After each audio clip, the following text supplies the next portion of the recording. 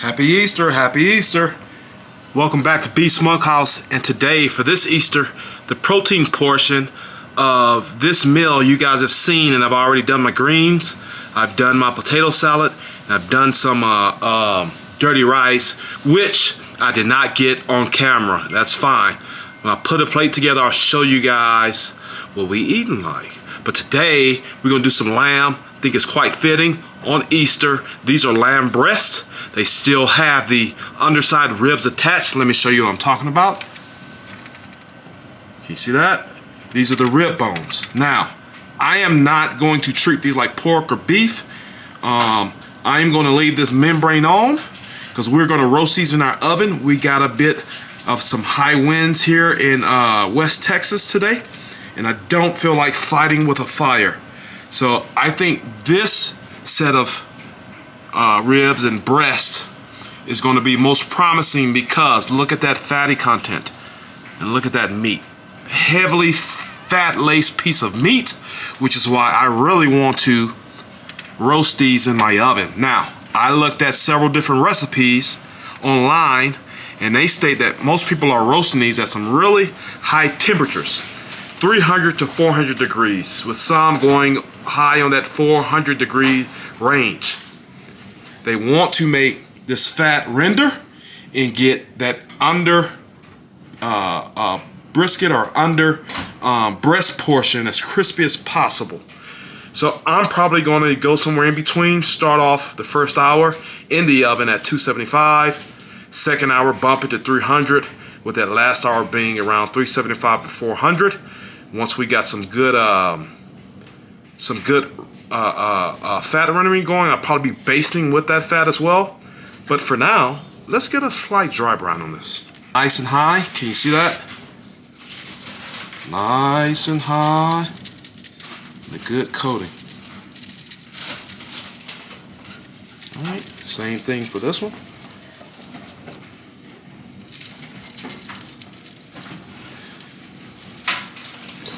I also find that doing something fruity or something acidic, something earthy like a chimichurri, helps detract from not being so fat. Now we're going on with some Diamond Crystal Kosher.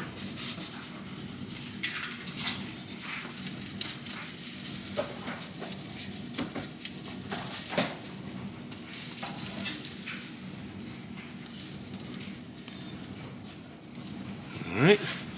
Excelente, and then we're going to cap that off with some Lawry's. Real simple.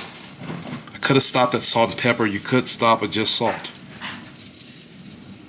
Since we're roasting these, I didn't go as heavy as I normally would with the black pepper because the black pepper will burn in the oven under the auspice of high heat, right?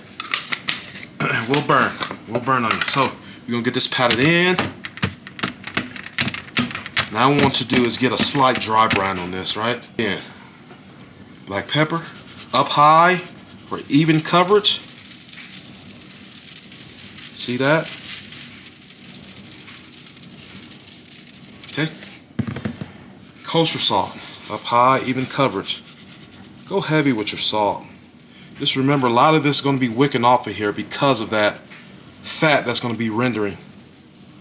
Remember, those proteins that are quite heavy in fat deserve to be over salted, understanding that you're going to be losing some of that salt in the rendering process.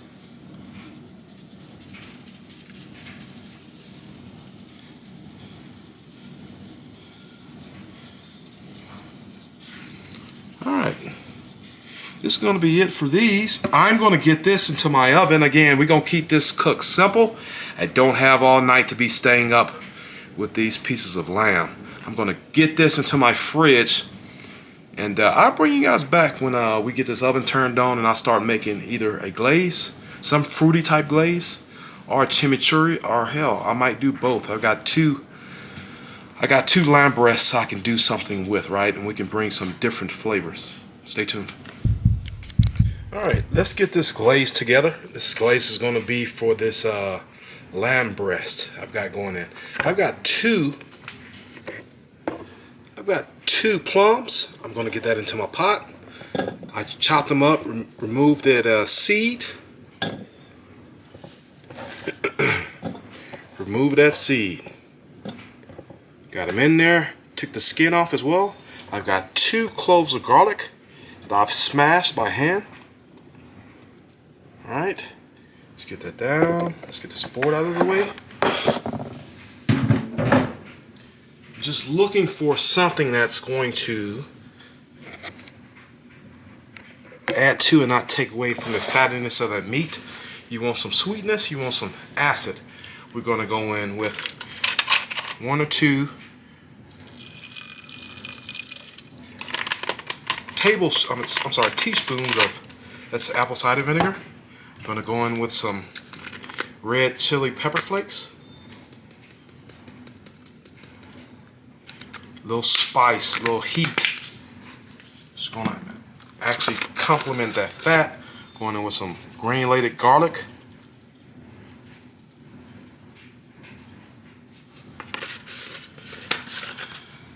Another form of sweetness, I'm going to go in with some of this juice from these pitted cherries.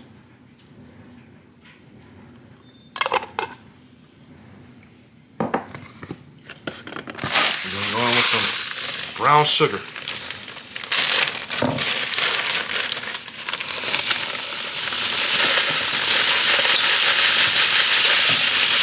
I don't want to make it overly sweet. I still want to be able to taste those plums and the tartness of that cherry juice I put in there. Now, this is going to set on my stove over a high heat until it comes to a boil. All this sugar has disintegrated. I'm going to go in with a bit of water, and I'm going to simmer this down until it thickens. And then I may or may not put it through my blender, depending on what the chunks in here are looking like. Stay tuned. All right, here's how we're looking. We've got a bit of wetness. That's that salt going to work. This has been sitting out here for the past 5-10 minutes. I'm probably going to let it sit out another 5 to 10 minutes. I just pulled it out of the fridge. I don't want to shock this meat. My oven is already preheated at 275. What would happen if I pulled this straight out of the fridge and put it in my oven? It would shock the meat. The meat would start curling up and such. And more than likely, it would take you a longer time to get a tender product. So I'm going to let this sit here for another 5 to 10 minutes. And I'm going to pop it into my 275 degree oven. And then we're to go for an hour. And then once I see we got some good color, maybe we start to have some fat rendering, I'll bump that tip up to 300 for another hour. And then the last and final hour, for a total of 3 hours, if we get that far, will be at a temperature of 350 to 400 degrees until I start probing for some tenderness. I'm really trying to get some of this fat rendered. Other than that, stay tuned. I'll bring you guys along when I'm popping this into my oven. Stay tuned. Alright, here are my lamb ribs. Again, I said lamb ribs. They got ribs on the other side, but these are lamb breasts. So I'm going to pop this into my preheated 275 degree oven. Alright, I've got my pizza peel in there. I do that because it's a nice even heat, and that stone holds on to that heat evenly. Alright, I get better even cooked, especially like when I'm baking as well. Especially for pizzas, of course. So now, that's in there. Here, that's it. I'll bring you guys back the next checkpoint in this video. Alright, here's how our plum cherry glaze is looking. It's thickened up. You still see we got those large chunks of plum in there, along with that garlic. You see bits and pieces of rosemary. I went after the fact and put some of that in there. Herbaceous is only going to help to complement that lamb. So we know this is good because then it can coat the back of a spoon. It is most certainly coating. You see that? I can take it and run my finger through there. Now you see where I ran my finger through there. Alright? So I might like this go for another 2 to 3 minutes. It's only going to thicken up some more. It will thicken as it cools. I'm probably going to go ahead and either strain this mixture, or I will put it in one of my little bucket blenders, get it blended up. I'll put it in a squirt bottle and let it set until probably the last portion of my lamb cooking. Stay tuned. Alright, this is an hour in at 275. I do see some fat getting starting to wick off the lamb here. So here's what I'm going to do. Still looking to get some color in some of those roasty flavors. Won't get those until I start bumping it up, which will be now. So I'm going to go ahead and shut this down. Close it. Be good too. And I'm looking at the bottom of that pan down there. I can see that fat starting to accumulate. So now we're going to go off, bake, and now we're going to go 300, start. Now I'll bring you guys back when we have hit the next hour. Alright, this is hour 2 going into hour 3. We getting some of that roasty smells. We're also getting some of those roasty colors. What you want. See that? I did just give this pan a flip. You hear all that grease dropping down in the bottom of that pan. I'm now going to bump temps up to about 375 to 400. And we're going to let it rock for another 30 minutes to an hour. I will then start probing for tenderness and hitting this with my glaze. Stay tuned.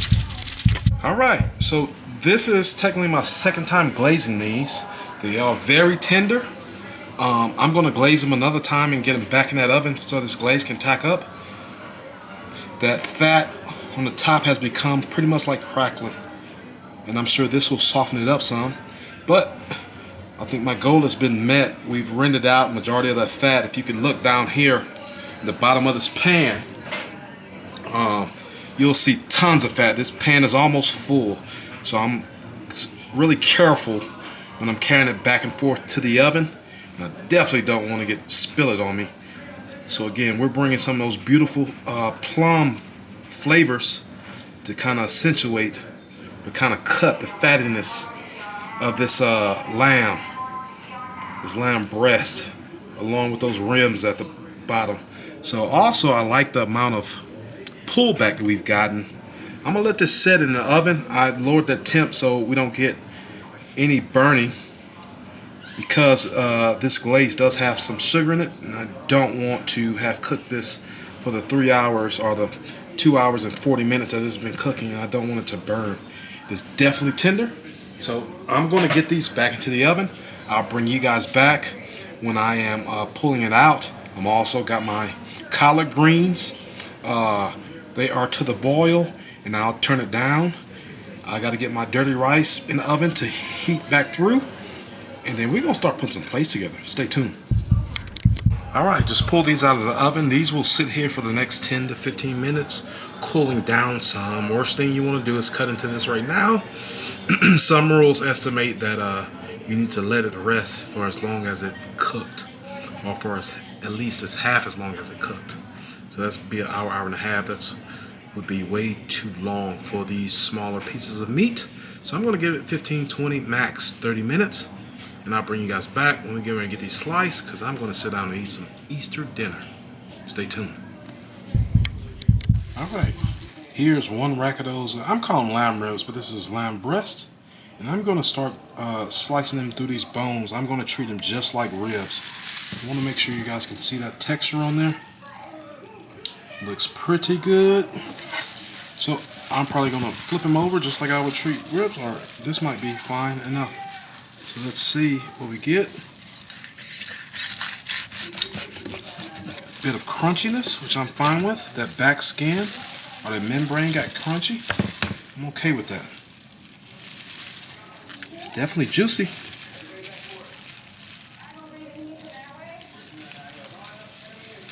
You know what? Because that top is crispy. Let's see if we can get a slice again down through these bones.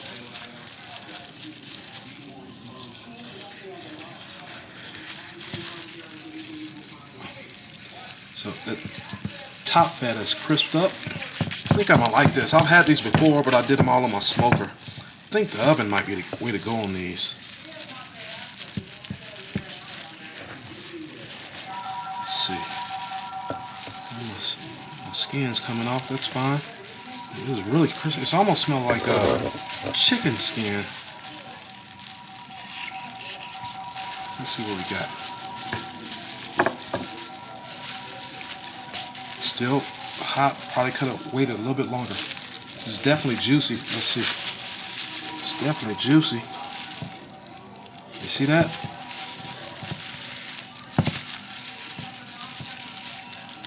Let's see what this fats taste like. Crunchy.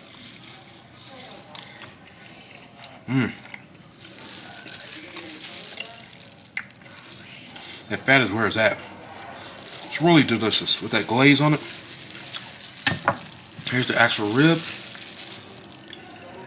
And believe it or not, because we roasted in the oven, that lamb gaminess that you can get is actually tamped down. Let's see.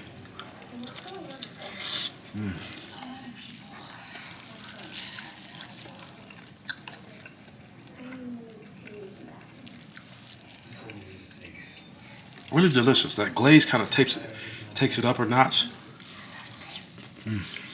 Still highly fatty, but we rendered out a lot of that fat.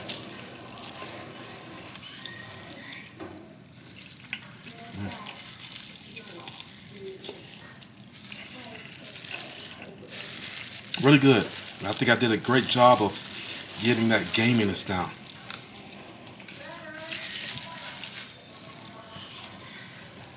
That's pretty good. Still pretty hot.